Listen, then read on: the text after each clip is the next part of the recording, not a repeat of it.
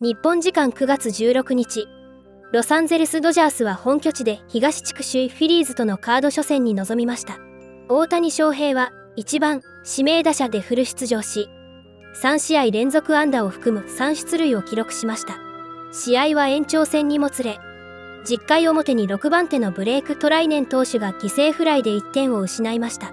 10回裏には一死満塁の好機を作ったものの、あと1本が出ず、チームの連勝は2で止まりました。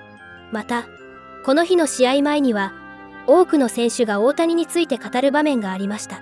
先日のジャイアンツ戦で大谷に本塁打を許したローガン・ウェブ投手は、ムーキー・ベッツが司会を務める番組、オンベース・ウィズ・ムーキー・ベッツに出演し、過去の対戦を振り返りました。さらに、パイレーツのエース、ポール・スキーンズ投手もインタビューの中で大谷との対戦について言及しました。これらの発言の様子を日本語字幕付きでお届けします。Not only are the Dodgers and Phillies battling it out for playoff positioning, they will likely have the top two finishers in the MVP race. Kyle Schwarber having quite the contract year, hitting .244, leads the National League with the 52 homers and 127 RBIs. Shohei, on the other hand, leading the National League with an OPS just over 1,000 and also National League best 135 runs scored, 49 homers, 93 RBIs. And because Shohei Ohtani is also pitching this season, he is the heavy, and I mean heavy, favorite to win the National League MVP for the second straight season. Nomar, as long as he keeps doing what he's doing, where he's hitting at a high level and also pitching at a high level, he's probably going to be the top choice every single year as long as he's playing this game. But Kyle Schwarber is having a great year and pushing him. He is having a great year. The Phillies are having a good year. They're one game away from clinching the division. He's a big part and a big key to their success. What he provides in that lineup, where he drives the ball out of the ballpark, but he also is an RBI machine as well. So he's scoring some runs. Shohei Ohtani, we know what he's, as Dodger fans, we get to watch that on a regular basis, and then now seeing him on the mound as well. Yeah, we're watching a special player. We all know that. That's why he's going to be MVP year after year if he continues doing what he's doing, especially on the offensive side. I think what we saw last year was so special, but I also think it was a big step for him on the offensive side, learning about himself, which is carried over into this year, and then seeing what he does on the mound. But nonetheless, not taking anything away what Schwarber has done over there for the Phillies. I absolutely love Kyle Schwarber. I mean, he's a throwback player, and that's a huge compliment to him.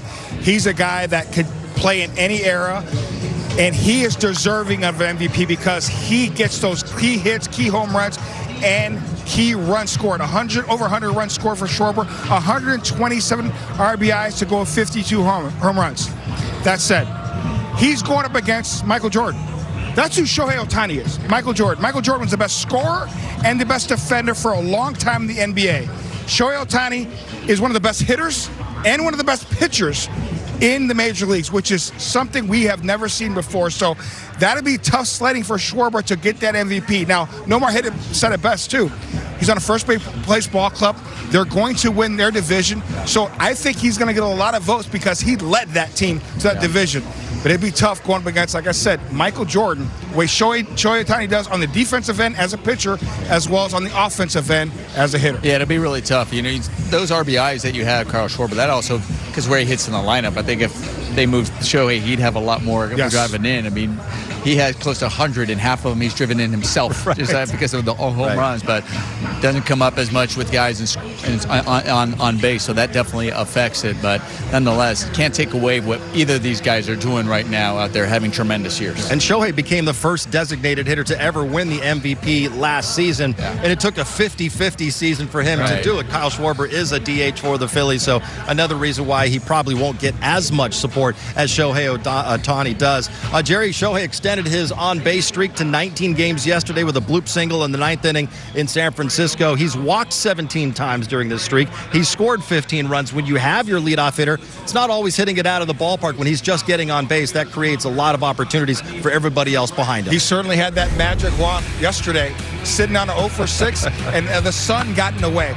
But more importantly, Shohei Ohtani, he's making a conscious effort with 2 strikes to making sure he goes to his Ichiro swing to put the ball in play. And then when he gets something to drive, he's hammering it and hit it out of the ballpark. He's not just a power guy. He is a complete hitter. And he's now really starting to be conscious of cutting down on the strikeouts.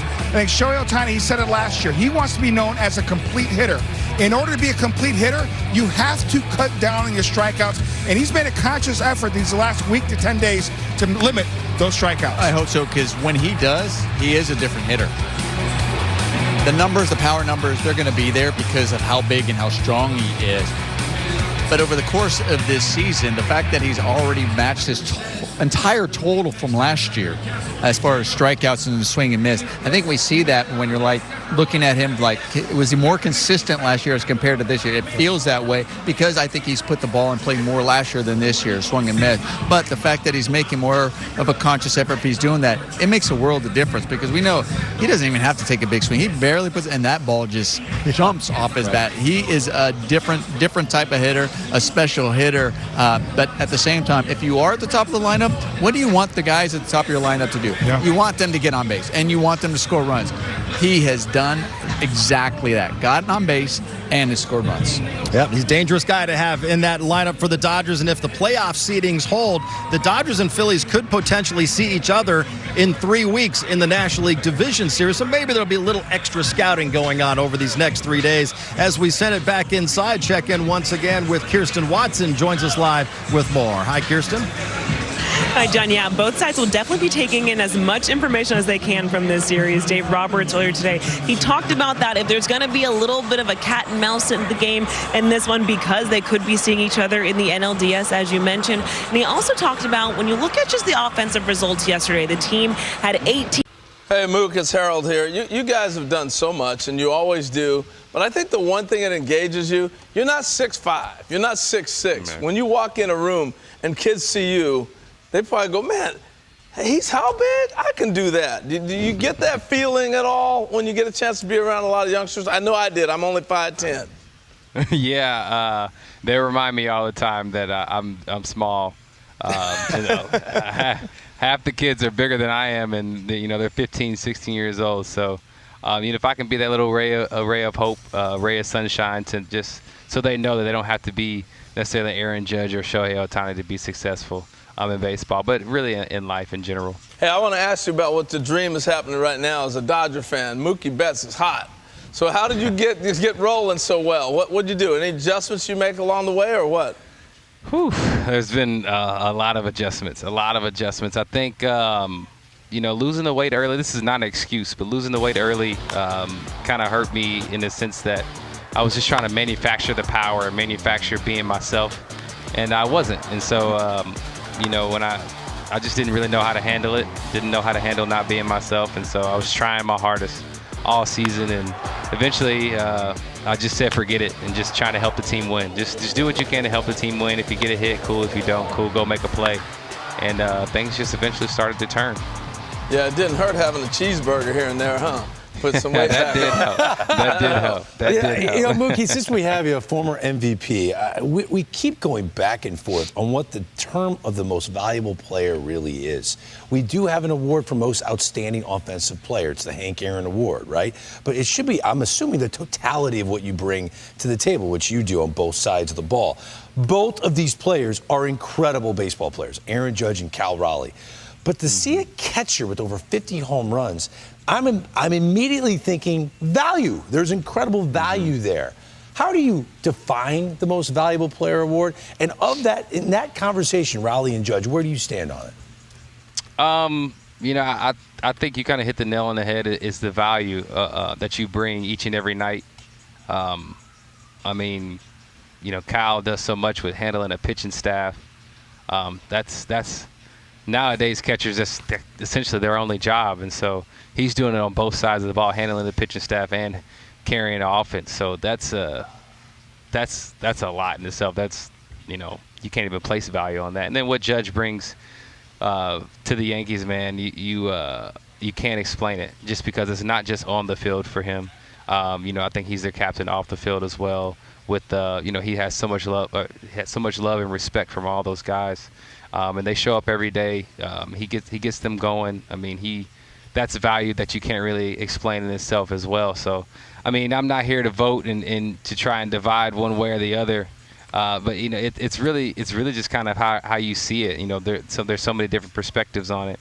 But for me, I mean, they're both invaluable. Like there's no way to place value on what they bring to the table, and they're both having amazing seasons. So it's good to see. I think part of what the Dodgers have used for their success is being able to use starters in October. Having a 6-man rotation, you have a few options there. Be interesting with Shohei Ohtani as well, and how he gets used. Imagine him coming out of a bullpen in an October game. Good luck. Well, what'd be interesting is if it does stay how it is right here, and they have to play a 3-game wild card series, how they line up the pitching for that. How does Ohtani factor into that? You figure they're not the opposite of desperate when it comes to starting pitching. So is he kind of kept in the wings and he only pitches if you need him in those 3 games, maybe to finish the series off? Ground ball, base hit past the diving Harper. Kepler hustles over to get it in the corner. Shohei Ohtani with a double.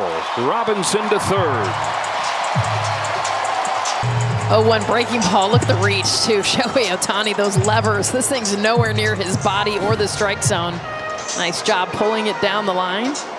So I do want to, like you said, find new ways. Like I know you're throwing this cutter now and whatever else. Like when you go into, it's not about the cutter. It's more about like adding a new pitch, right? And maybe you had the pitch before, but really like locking in on throwing this new pitch. Like what is it when you're going in to add a new pitch? I'm assuming it's because you want to add new sequences and like add a different look, right? But when you go in to add a new pitch and then you take it into the game.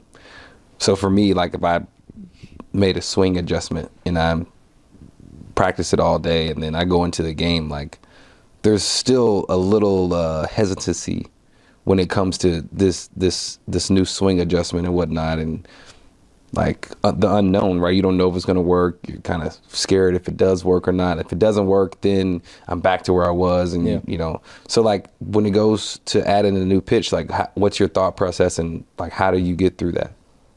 I think it ends up being a confidence thing, right? I think if I throw it once and it works, I think it's like, okay, maybe I can throw this. I tried to throw, it's not the first time I tried to throw a cutter. I've tried to throw a cutter for probably 5 years now. Oh, wow, And I ended up 22 or 23. I tried it out in a spring game, and Rowdy Tellez hit it like 480.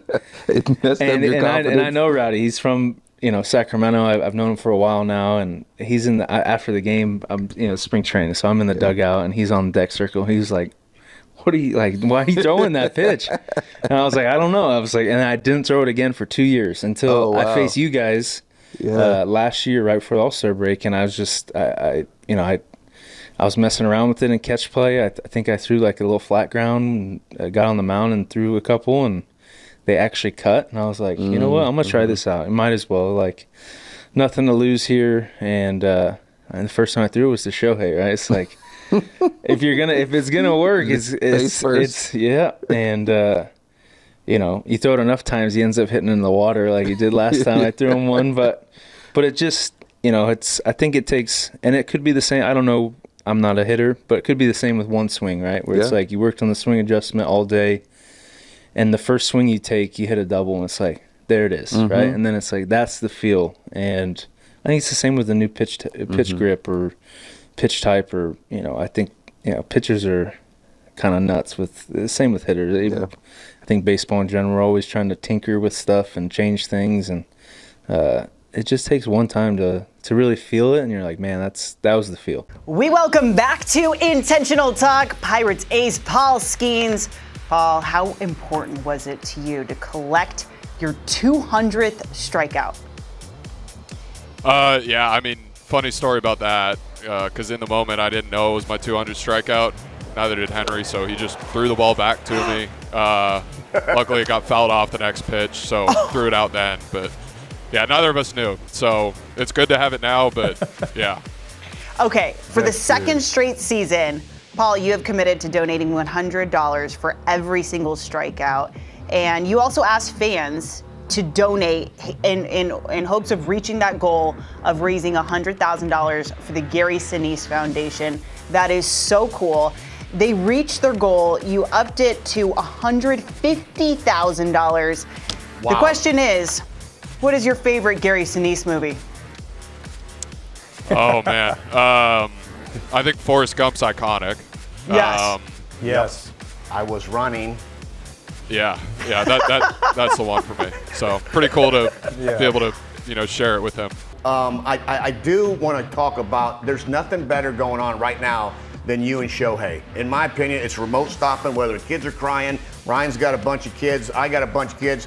We're watching that matchup. Last year he got you, took you deep. This year you owned him. Do you look forward to those matchups? Because I think that's kind of like the best thing about our sport is that cat and mouse game. Boys club versus boys club, and let's roll. And when you're facing the greats, and then do you look forward to those matchups? Yeah, it's awesome. I mean, you talk about Shohei, but you can't make a mistake to him. You don't want him to get on base because you got Mookie and Freddie up after him too. So, and you have to figure out new ways to get him out. That's the, best part about it, I think. Just, figuring out new pitches or new ways to use your pitches to them that you haven't used them before, because you can't get those guys out the same way every time. So that was a cool matchup the other night.